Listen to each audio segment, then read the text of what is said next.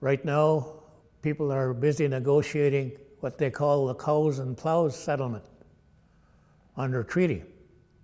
And the feds have changed that now to an agricultural settlement.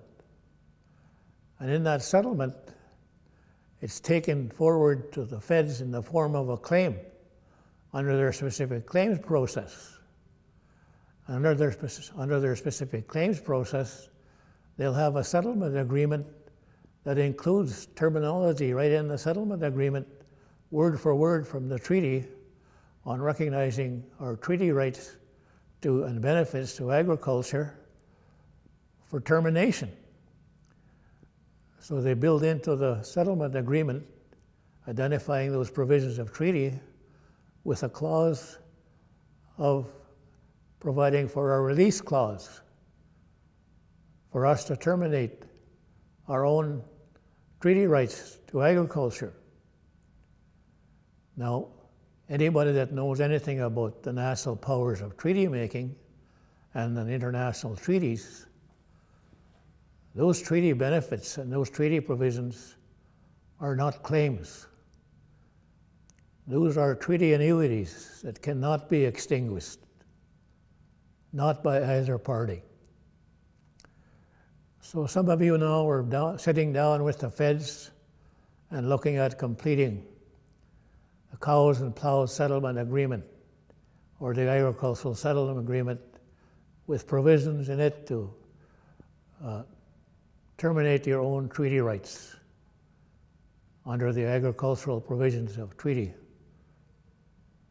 And that cannot be done by any one individual band of the nations. Like I said, it's nations that make treaties. So if you're going to amend or change any provision and terms of a treaty, that has to be dealt with through the national powers of treaty making and the treaty making between the Crown and Indian nations, not through a specific claims process that has specific claims policies designed to terminate our treaty benefits and our treaty rights. Like I said, they're not claims. They're treaty provisions that cannot be extinguished. Now, how do we implement it? Well, we implement it through the Crown Treaty Political Relations process, like we made the treaties originally. And we can improve on those provisions of agriculture, not terminate them.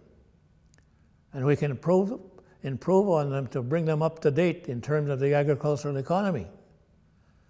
Because the reserved lands that are reserved for agriculture by treaty making and the treaties can be changed to influence the economy in a totally different way. We've come through the agricultural economy for grain production. What's wrong with hemp production now and for the future? Hemp can be processed to develop building material that'll last 2,000 years. Hemp can be processed for medicine and food. That's the future I see for agricultural economy right in our communities and outside our communities. Nothing organized, nothing stopping us from accessing agricultural land in addition to what's on the reserve. Nothing at all.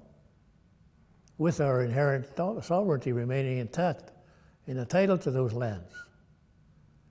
That's done in the US in many locations. Well, we can do the same thing here, because that's what that comprehensive legal political framework governs.